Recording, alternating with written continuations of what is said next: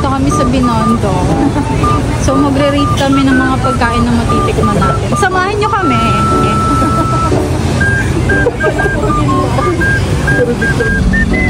Fried shoppa. Okay, i-rate po namin siya. Ito po yung manager namin. Okay, i-rate po namin yung fried shoppa. Medyo mainit lang. Okay, titignan na natin yung fried shoppa.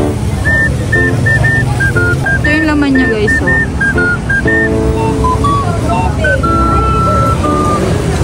Okay lang, may kulang siya. Siguro 8/10. Yung sauce niya kulang. May kulang. Pero okay naman siya. 35 each to dito sa fried shoppa.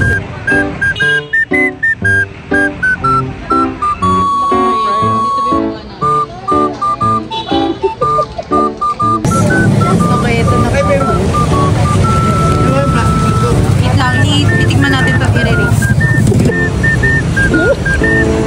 Sausage lang yata yan eh. Okay naman siya. 7. Taas ba? Yung amoy. Di ba amoy siya? May putok, guys. Ano naman dyan ng isa? Tofu to, no? Yata. Ano yung isa? Sa ilalim. Tofu ba? Ito, lasang tofu lang. Yes, guys. Ano to? Ano? Cook na yun eh.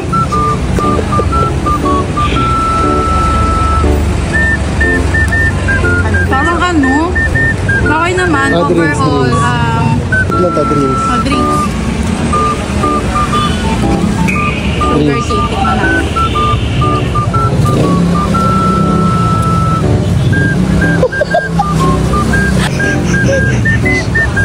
Yung lasa, guys. Siguro 2/10.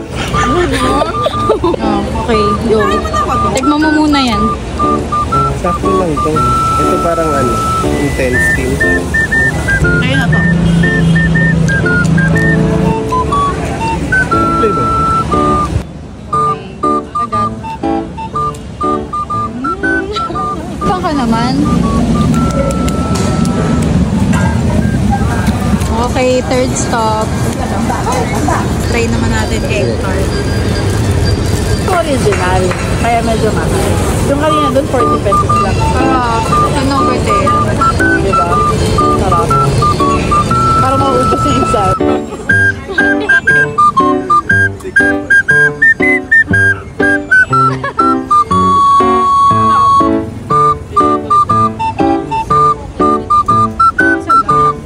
Fourth stop. Pusit. Ng Binondo ng umuulan.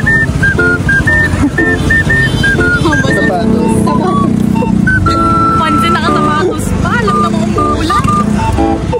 Onion. Wow. Sarap.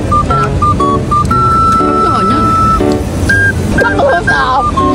Masarap. Normal na pusit na pinaprito. Kinaiban lang. Inihaw siya. Sarap. O, diba?